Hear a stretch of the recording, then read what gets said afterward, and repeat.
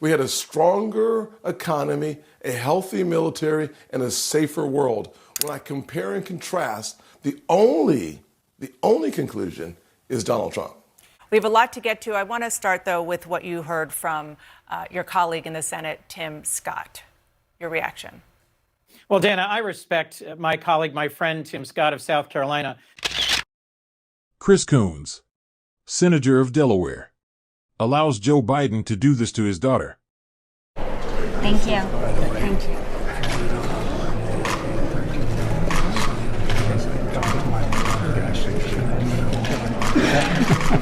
There was a huge bank of cameras, about 50.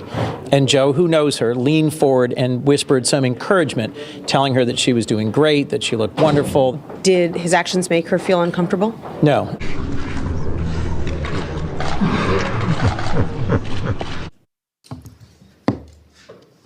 Wow. Just wow. But I was struck by a number of things he said this morning. One is exactly not true. He claimed that the economy was better under former President Trump. In fact, the stock market hit an all-time high on Friday. We have unemployment below 4% for the longest stretch in 50 years. President Biden has presided over the creation of 14 million new private sector jobs.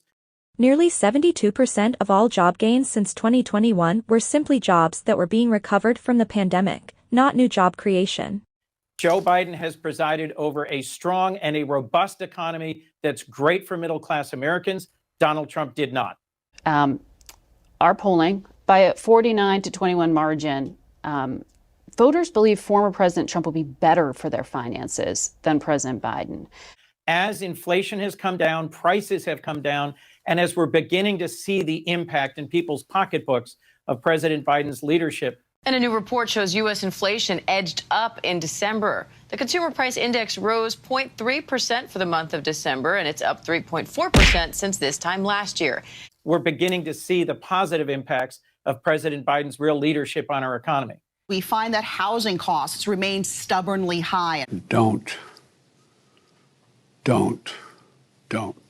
In addition to shelter, we're paying more for things like electricity, also new and used car prices. We were expecting a decline there. We actually saw an increase, also an increase in motor vehicle insurance, and food, an essential. We're still paying more for most food items. Look, cereal prices have come down quite a bit over the past few months, but we are still paying more for meat, poultry, eggs, fish.